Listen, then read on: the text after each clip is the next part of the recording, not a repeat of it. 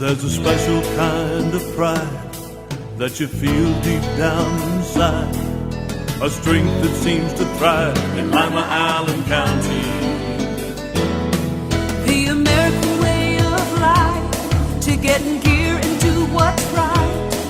An unbreakable forthright link called Real American Strength. Lima, Allen County, Real American Strength.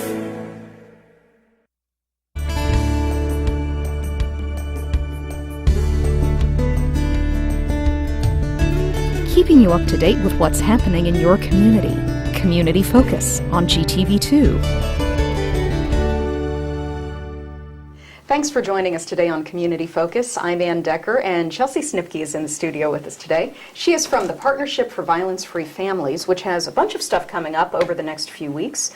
And I want to start off with your drug-free workforce initiative. Okay, we are actually partnering with the Allen County Chamber of Commerce as well as the Mental Health and Recovery Services Board to look at a drug-free workforce initiative. A lot of employers currently have drug-free workplace policies, but what do those policies mean and how are they affecting our employers as well as our employees? Usually those policies have somewhere written in there that there's resources, but through some research that we've been gathering with different employers, they don't totally know what that means.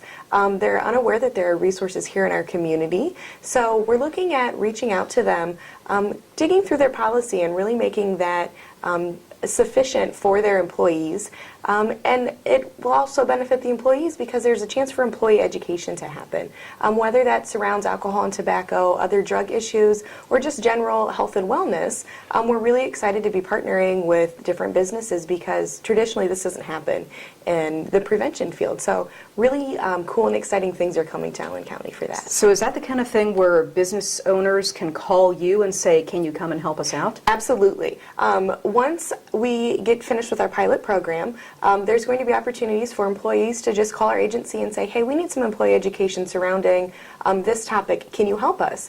And we're going to absolutely be able to come and educate their employees and get them the resources that they need. Is drugs and alcohol a cause of loss of employee productivity in our community? Absolutely. There's numerous studies that have been done that look at how much money the business is losing, as well as insurance premiums and costs to the employer, missed days from work, whether it's because of the employee's use or maybe their children's use, time off meeting doctor's appointments, going to counselors, missing work because there's problems going on at school.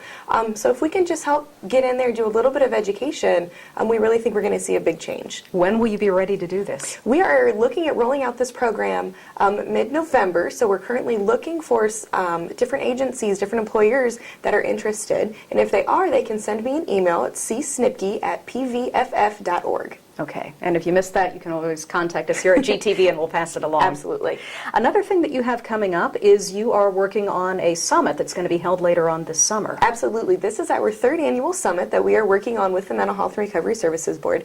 This year it's going to be on September 26th at the Civic Center, and we are working with Dr. Dennis Embry. He's going to be talking about childhood mental illness and substance abuse prevention. Dr. Embry has numerous awards as well as numerous degrees in the field of substance abuse prevention and the field of mental health, and looking at how can we just raise happy and healthy children here in Allen County. Is this for anybody? Yes, for anybody. It's free. Lunch is provided, and there's also going to be CEUs available. Okay, I don't see how anybody can avoid that one then. Absolutely. You're going to feed them and give them some information? Yes. And they just call you again or yep, contact call us, you? or you can visit wecarepeople.org and click on the Register Now button. Okay. In addition to all the special events you have coming up, you also, on a regular basis, have support groups for a variety of issues. Yes, absolutely. Those support groups happen weekly, and they are free and open to community members. Those support groups are a bipolar and depression support group, a safe spaces for our LGBT community members, a separated divorce, a grief and loss, a GRASP, which is for survivors of suicide, usually their family members and friends that are struggling, as well as a parenting group, joys and challenges that sometimes parents and maybe those non-traditional parents may face. Okay, and anybody can show up for these as well? Yes, anybody can show up for these. If you visit pvff.org, the schedule, times, locations for all of those groups are listed on our website. And sometimes it's just nice to have somebody else to bounce your problems off of who understands. Absolutely. you know, we're not counselors, and you don't always need a counselor, but sometimes you just need somebody to talk to, and we're going to be there to help you out with that. Okay, and the website again is? pvff.org. And your phone number? 419-549-8530. Wonderful. We appreciate you coming in today. Thank you for having me. You're welcome. Chelsey Schnipke from the Partnership for Violence-Free Families. When we come back, we're going to tell you about an open house at Golden Bridge Academy, right after this on GTV2. A message from the Allen County Chiefs Association.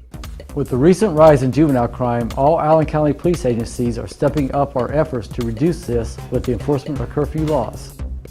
This affects anyone under the age of 18. Local laws may vary in age and time requirements among the villages, townships, and cities in the county, so please help us in our efforts by becoming familiar with the curfew law.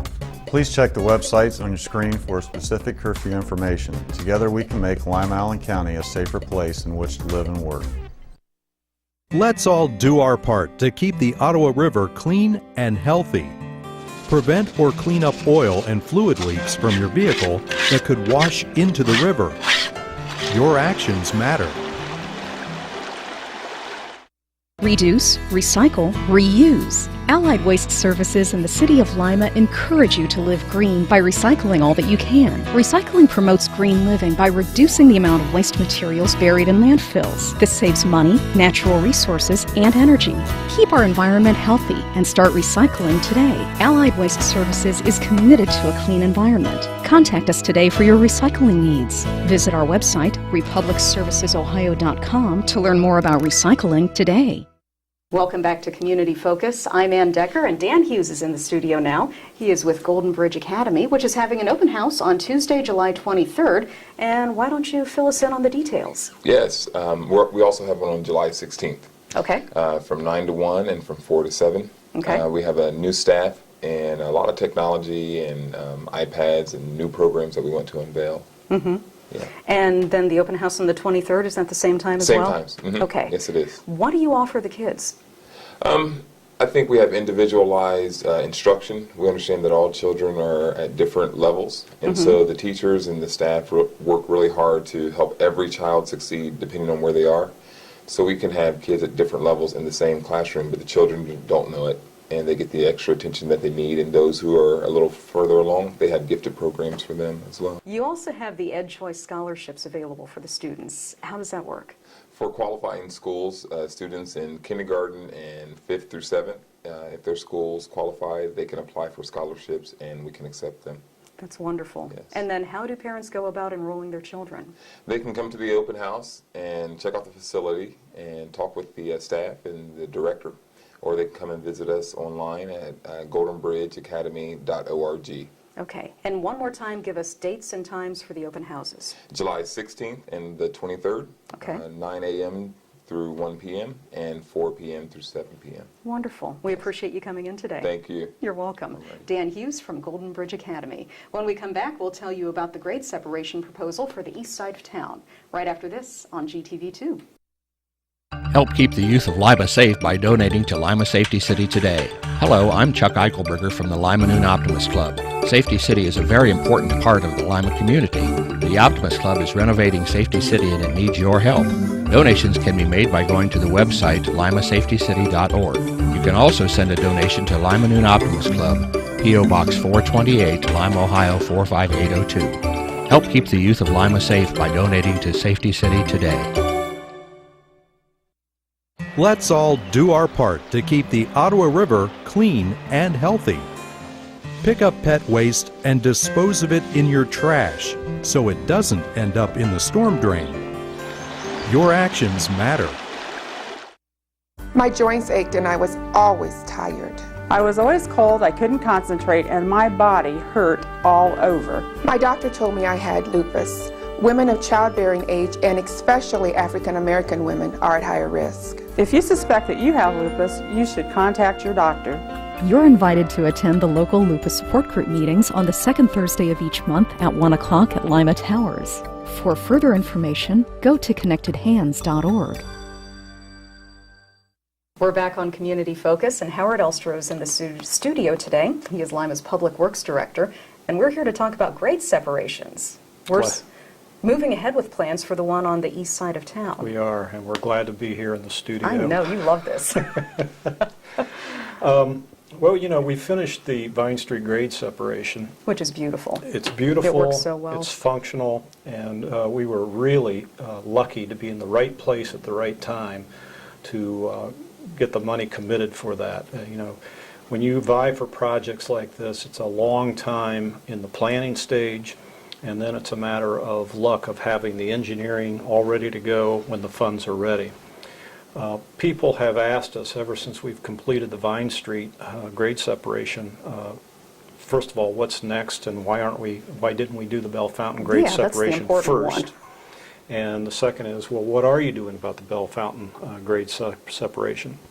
And you know, we fully recognize that Bell Fountain has 2 state routes on it, and the adjacent crossings taken into consideration, North, High, Market, Elm Street, Bell Fountain, and even Kibbe Street, have no relief when there is an I&O train present. And when that happens, you would have to go 6 miles to the north, 2.5 miles to the south to find some place to cross those tracks. Or just sit and sit. Or sit and sit and sit. And I got to tell you, I've been on my way to Memorial Hospital more than once to the emergency room, and there a train has sat. So it's a frustration to the general public, it's frustration to patients, it's frustration to nurses and doctors. It's we have accounts. It is.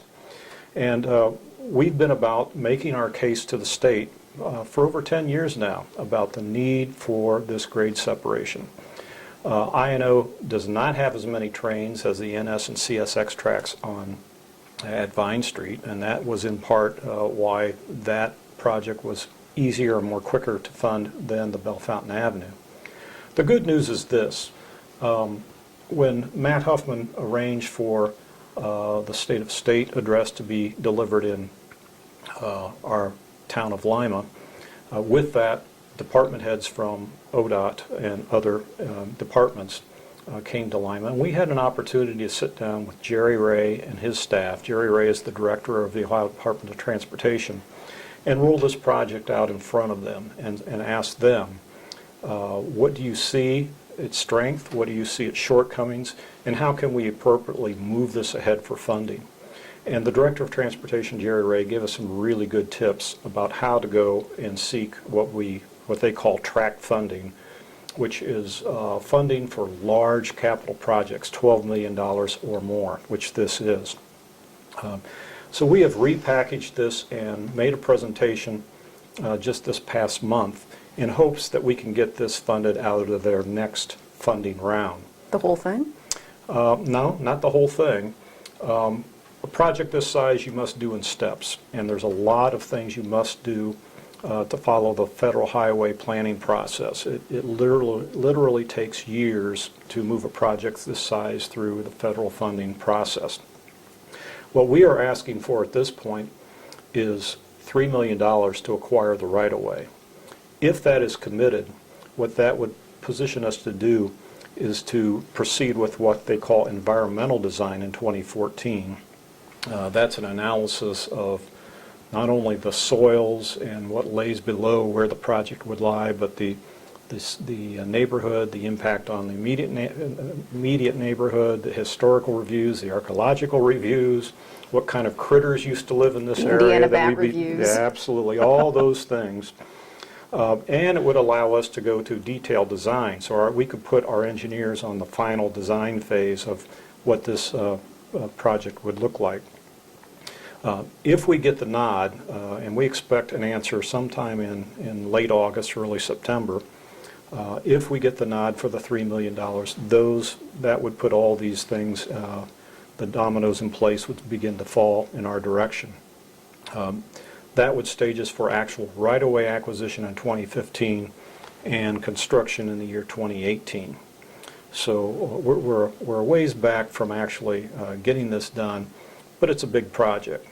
Now, I think most of the locals have heard that we have gone for an alternative, not on Bell Fountain, but on Elm Street. And that was important because some of the directives that we got from the Ohio Department of Transportation Director and his staff was find ways to lower the cost of this, do it in phases if possible, that makes it easier for the state to find funding for this rather than ask for the entire $19 million that it will take ultimately to build this project. By moving it to Elm Street, that means that the commercial property on Bell Fountain is undisturbed. That means that we don't have to buy high-priced commercial property. We can buy the more moderately priced residential property along Elm Street, plus we have the park on one side, which is already city-owned. What it also allows is motorists, when they come up Bell Fountain Avenue, if there's no train present, they can stay on their typically marked state route. If there is a train there, just by seeing it a few 100 feet ahead, can divert down Elm Street, use the grade separation, rejoin by coming up Shawnee Street, the Bell Fountain Avenue, and continue on their way. So it does everything we want it to do. We want a relief when trains are present. And I think that's an important function of the planning. I was impressed that this isn't going to be functional, not just functional, but also aesthetically appealing, because you've put a lot of effort into pretty much making this an extension of the park.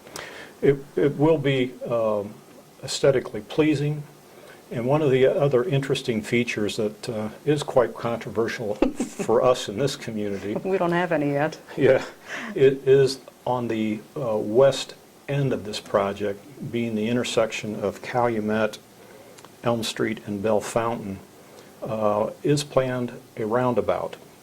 And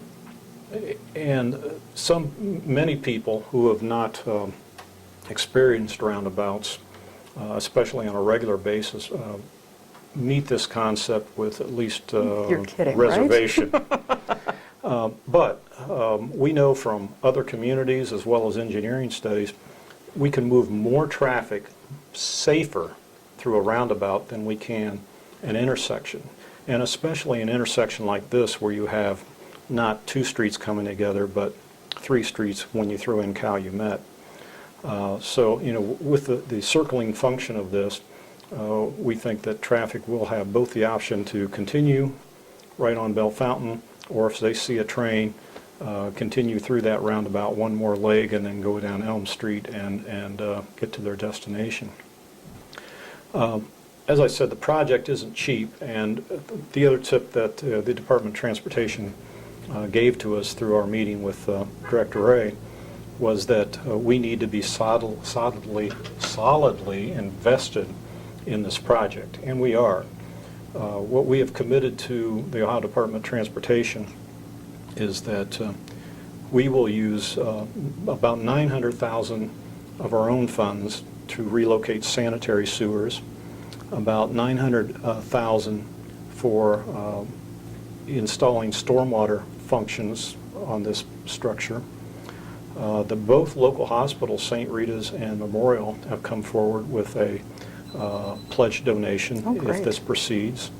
And then our local planning operation, Regional Planning Commission, has also signified that they will commit $3 million from local, state, and federal funds for this project.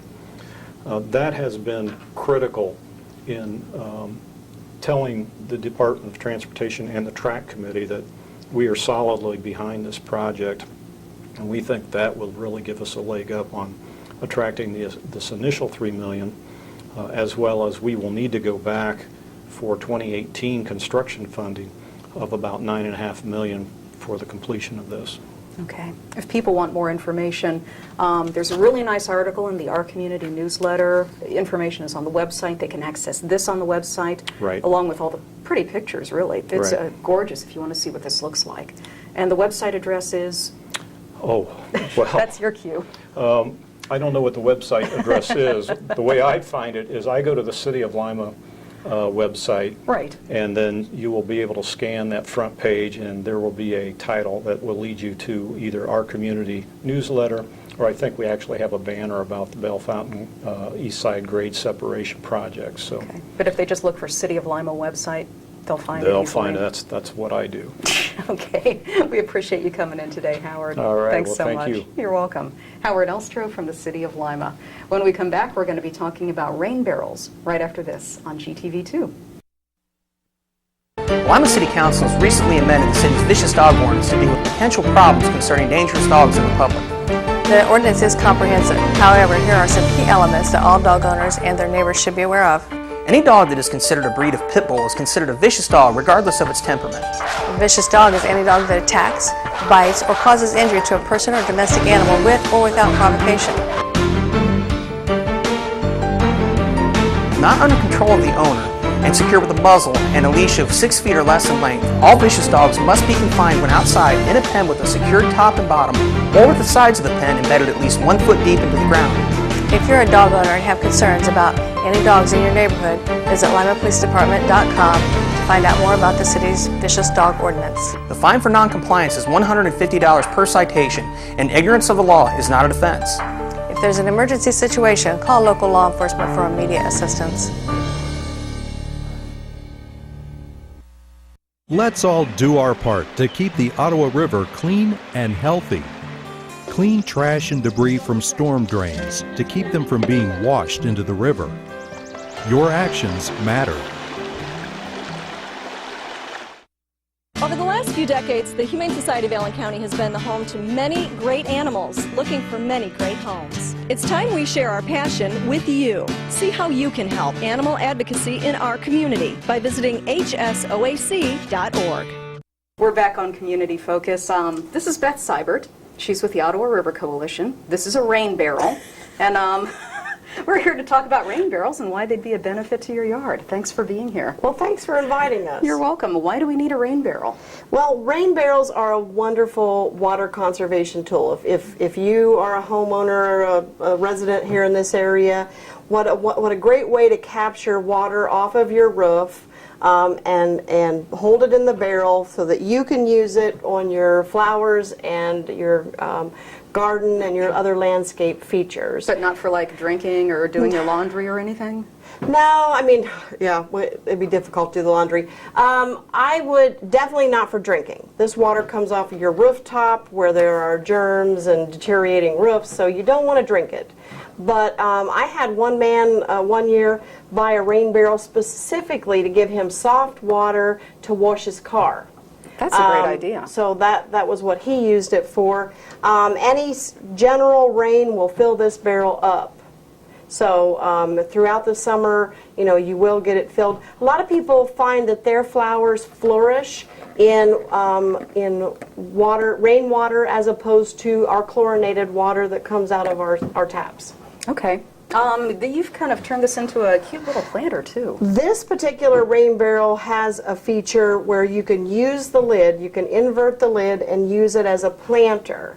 And I'll show you how it would work otherwise. We're going to put this back here. But what you would do is we would put a drain here, or a filter or a drain here, and you'd plant your plants in the lid. Mm-hmm. And that's just a nice decorative feature to it. You still have to water.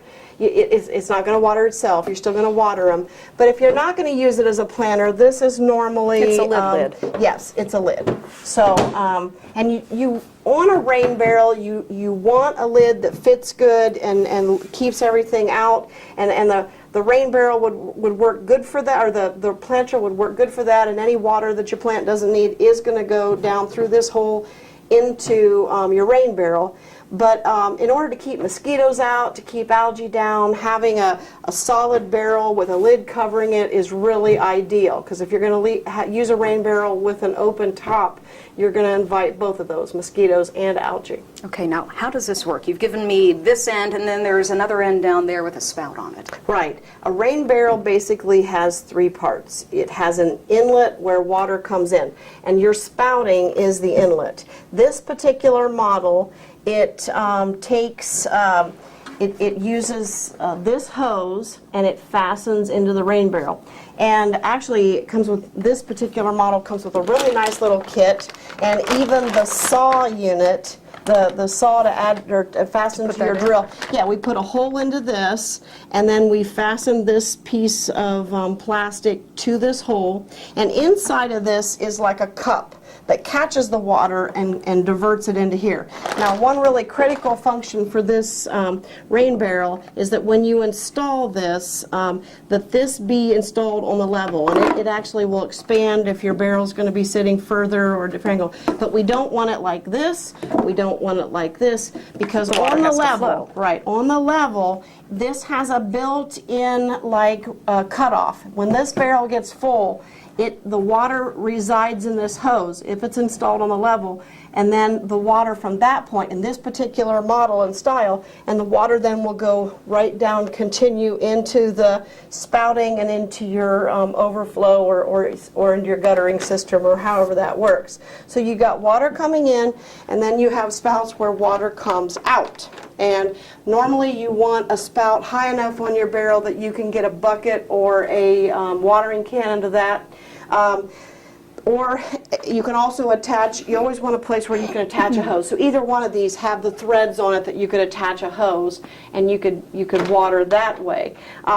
If I was using a barrel that only had one spout, if I was making my own, truthfully, I would just put one outlet on it, and that would be at the bottom, and it would be threaded, that I could either, and I would put some kind of a faucet, a spigot on it, and there's several styles of that.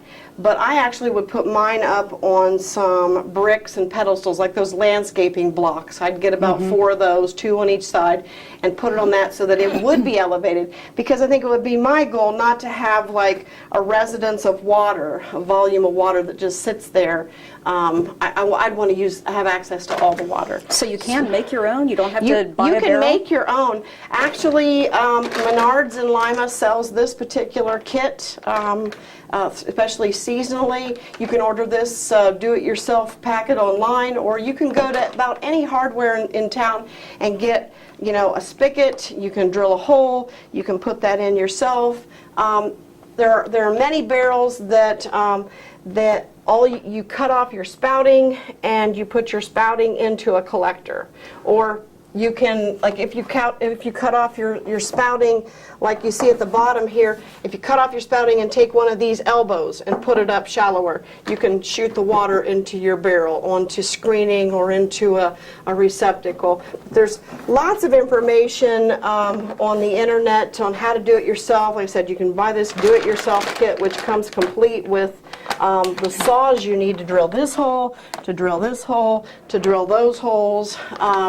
It makes it easier. And you can, I've seen people make rain barrels out of trash cans. Again, I would make sure you have a lid, and not to leave it open. I wouldn't leave it open. Because of the mosquitoes? It just attracts mosquitoes. And if you listen to the health department, they say the biggest way to prevent mosquitoes, or limit mosquitoes, not prevent, but limit mosquitoes in your yard, is to remove any areas of open water. So that would be part of it. Are there any other considerations that you need to take into account when you get a rain barrel? Well, if you're doing it yourself and you don't have this fancy-dancy diverter in here that keeps the water, that once the barrel gets full, it sends the water back down here, then I would want to see you drill a hole near the top and put some tubing and a hose out of it that's called an overflow, because it's only going to take about 1/3 of an inch of rain to fill this barrel up, or even probably this is a 45-gallon barrel. It probably is not even going to take that much. Probably about 1/4 inch of a rain will fill this barrel up on one spouting. And like if you had a barrel on all 4 corners of your house where your spouting is, a 1/4 inch of rain, 1/3 of an inch of rain, you're going to have easily 200 gallons of water, because there are bigger barrels for sale. Commonly we see 55-gallon or 50-gallon barrels sold. And an interesting thing is we've found out that, and these are just the ones we know of, there are 9 locations here in Lima that you can buy rain barrels, and there's really a nice assortment of sizes, styles, price points, just out here in this local community to buy rain barrels right here in Lima. You can go get one today and install it today. Okay. this particular one, you're selling through the Soil and Water Conservation Right. District, and you're even offering a rebate for some of the residents of Allen County. Right.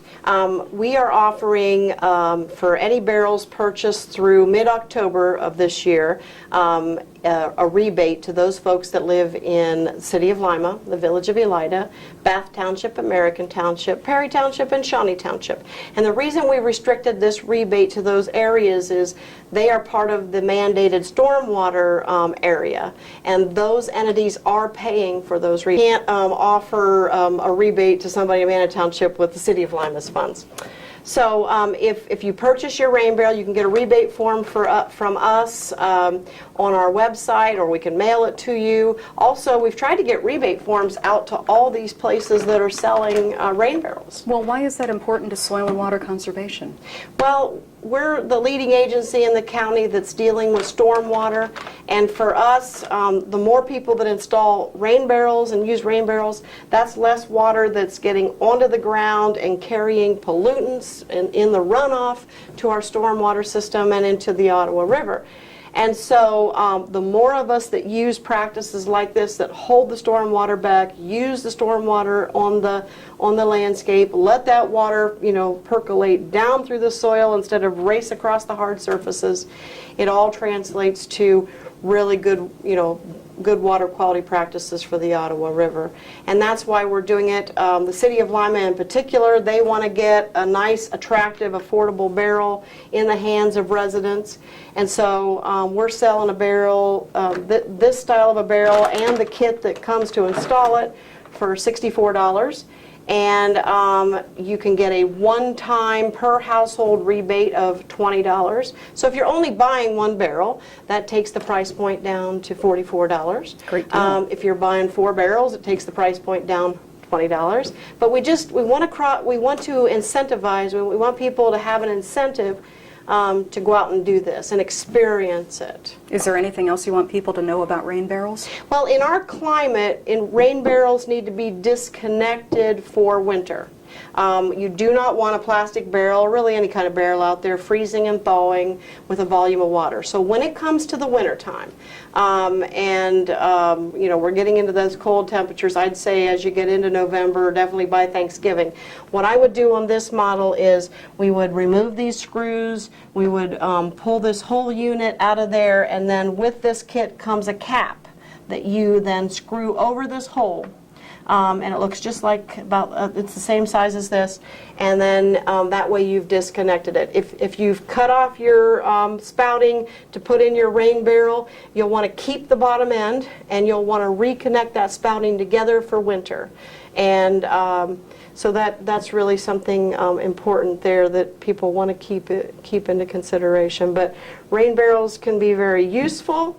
And I think they can be a very attractive component of your landscape and around they can accent your home. They really can. In fact, I don't know if anybody was at Square Fair last year, but you had painted a bunch of rain barrels to auction off, and they were just gorgeous. All kinds of cute designs. Oh, there were. We had 16 different painted rain barrels, and they really were attractive, and that brings up a good point. You can get a food-grade recycled barrel pretty inexpensively, but whether you purchase it, whether you've acquired it, however, or you can take a garbage can. But the paint that's available these days that you can apply to plastic and it adheres to plastic is just fabulous. So for an extra $5, you can quickly turn that, a couple coats of paint on that barrel. You can turn it into the exact color to accent your shutters or other features of your flowers, home. You did the Buckeyes. There was all kinds of stuff. Well, this summer we decorated a couple of them in park programs, and one was decorated up as a tree with handprints as the leaves.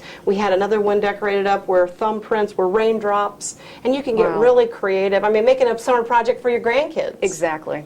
So, Beth, if people want more information, how do they get in touch with you? Well, they can either go to our website, www.allenswcd.com, or they can call us at 419-223-0040, extension 3. All right. Appreciate you coming in today. Thank you. Beth Seiber from the Ottawa River Coalition. We'll get an update from Easter Seals and Goodwill right after this on GTV2. This is a nice neighborhood. It is. Is that the house we live in, Mom? Yes. Look at all the kids around here, Mom. I like this house. Hi, we're here about the house. It's rented. It's against the law to deny people the opportunity to live where they want and can afford. If you feel that you've been treated unfairly, give LACA a call and we'll look into your complaint. LACA's fair housing services are free, so call today and get the housing you deserve. 419-227-2586. Let's all do our part to keep the Ottawa River clean and healthy. Wash your car on the grass to protect storm drains from soap and dirt. Your actions matter. I didn't want to be touched. He said it would feel good, but it didn't. So he gave me a new doll and some candy. He told me not to tell anybody and that it's our special secret. How do I make him stop? Say no. Run away. Scream. It's okay to tell an adult you trust if someone is hurting you or making you uncomfortable. Feel safe. Feel strong. Feel free. We're back on Community Focus. I'm Anne Decker, and I'm pleased to welcome to the studio today Kim Brandtwood. She is with Goodwill Easter Seals, and I think we've all shopped at Goodwill, but probably a lot of people don't realize what's behind Goodwill and why you do what you do and where the money goes. So that's what we're going to talk about today. Great. Thanks for being here. Appreciate it. The store is just the visible portion of it. But It is. What's going on behind the scenes? Well, when folks donate and shop at our stores, they are really providing input into our mission. And our mission is to help serve those people with disabilities and other needs to help them become more independent. So a lot of people shop at the stores and donate and then don't ever think anything more about it. But there's a lot more going on behind the scenes to help people right here in the Lima, Allen County area as far as, you know, their independence, their quality of life. What services do you offer? Good question. We provide all kinds of things at 2 different locations here in Lima. And the first location is our new Cam Court location.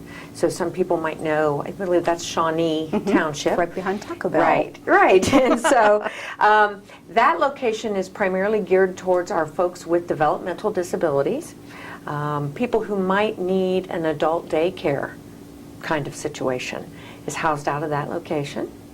So an adult with a developmental disability who cannot or does not want to stay at home alone all day can come to Cam Court and be a part of a lot of fun activities, go on field trips, have a lot of opportunities they may not already have at home. So that's a really neat thing. The other thing that's housed out of our Cam Court location is homemaker personal care, which is an opportunity for individuals who may be stuck in their homes a little more than they'd like to be, and they need that extra assistance. So we provide personal care services, a personal assistant to come to the home, perhaps help with toileting issues, some sort of homemaker, cleaning up the house, those sorts of things. What a great deal. How do I sign up? Yeah, so it's a great opportunity for folks who have disabilities that may not have a resource for that kind of help. And that lets them remain independent and in their homes. Correct. In addition, at the Cam Court location, we actually provide a vocational experience for folks with developmental disabilities. Books that are donated at our store here in Lima are then transferred over to the Cam Court location, and our people with disabilities actually scan those books, and they're sold online on an eBay kind of site. Oh, good deal. Which is really neat because those individuals, they're paid for their work that they're doing, and then again, that money cycles through and goes through to help and support the programs on an ongoing basis. Okay. You said you had 2 locations. We do. In addition to Cam Court? Yes, the other location is over on Cable Road, and that's been there for a longer period of time, so people might be more familiar with that location. I've driven past the sign anyway. 940 North Cable Road, and that location houses a lot of our career development opportunities, our career development center, really. If you live here in Lima or Allen County and you'd like to stop by there and make use of our computers, work on your resume, set up an email account, anything that might help in the job search kind of way, that's the location to go to. Okay. So it's pretty cool. It a lot of sounds people like aren't it. aware of the fact that that's there, and we can provide someone with assistants who may or may not have a disability, but may just be out of work for a period of time, may have a criminal background, may just have trouble finding employment. Really? So this is for anybody in the That's for community. anybody. That's amazing. Right. So it's a great resource that we want to make sure more people are aware of. And then do you actually help with a job search or just provide the resources? No, we actually help with the job search. We have job specialists, employment specialists, job coaches who will help individuals through the process. So it's not like we're just going to stick you behind a computer and then have you go it alone. That's with the employment opportunities. I had no idea you provided that service. Well, and we hear that a lot. I had no idea. So that's why we're hoping to spread the word and let people know. Are you totally funded through the Goodwill stores, or do you have other sources? We have other sources of funding. That's a very good question. So in addition to our Goodwill stores revenue that cycles through and helps provide support for programs and services, we also do a lot of foundation grants. Sometimes special programming will be provided by, foundation gift or a special grant, perhaps from the state or another nonprofit organization, a foundation, that kind of thing. So, in terms of if people want to donate, stuff to Goodwill, are there things you would rather have than not have? That's a very good question. I mean, people tend to clean out the garage and leave it on your doorstep. Right, and we will take just about anything, let me tell you. But we don't take mattresses, beds. There are a lot of child items, for example, car seats, some kinds of strollers and things, because the safety issues, we want to make sure they're always up to safety standards. So our website and the stores provide an excellent list of here's what we will take, here's what we won't. But for the most part, we are always looking for donations. Computers, whether they work or not. No kidding. Yes, clothing, household items, furniture. We take just about anything. There are some real finds at your stores too. If you haven't been to a Goodwill store lately. Yes, indeed. It's one person's trash is another's treasure, definitely. Which is why we garage sale. That's right. So, if you haven't, we have a lot of folks who say, yes, I donate all the time, but I never go into the front of the store and shop. You should. Well, you should, because, again, there are lots of folks donating lots of great things. And when you do that and when you support the store, you can feel good about the fact that you're supporting the mission. You're helping people with disabilities. You're providing that extra, assistive technology service. You're helping with a lot of things they might need. Is there anything else you'd like folks to know about what you do? No, just that, we are here. If you're not sure if we can help, call us, contact us, check the website. Doesn't hurt to ask. No, that's right. It's gesmv.org. Okay. Goodwill Easter Seals Miami Valley.org.